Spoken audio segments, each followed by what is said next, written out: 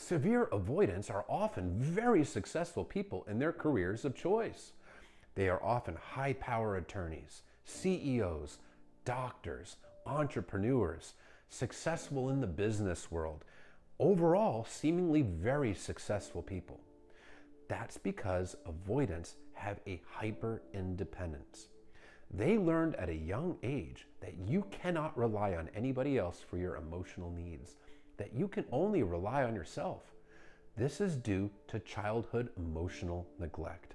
The people that they were supposed to rely on their emotional needs for disappointed them, abandoned them, rejected them. Caretakers and parents that were not emotionally present. So at a young age, they learned that they had to rely on themselves. This can create this hyper-independent drive that can fuel very successful careers. But when it comes to relationships, this person can have a very low self-esteem. They can have a high self-esteem in the workplace, but a very low self-esteem when it comes to interpersonal relationships. That's because they learn to associate emotional intimacy with abandonment.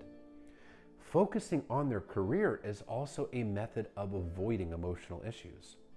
When they're constantly working 80, 90-hour weeks, that distracts them from dealing with any of the emotions that they don't want to deal with, because that's what avoidants do. They avoid. They don't process emotions, they suppress them. They run from them. They bury them. They avoid them. Hence the term avoidant. The root word is avoid. When it comes to emotional issues, they just don't go there.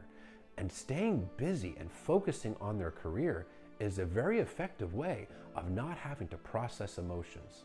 It's a way of being too busy for a relationship, because that can keep them safe. It can keep any potential partners at an emotional arm's length, because emotional intimacy equals abandonment. That's what they've learned. So they focus on their careers. They put all their time, effort, and energy into their careers, which can result in very successful careers. But when it comes to their personal lives, their romantic lives, it's often a train wreck.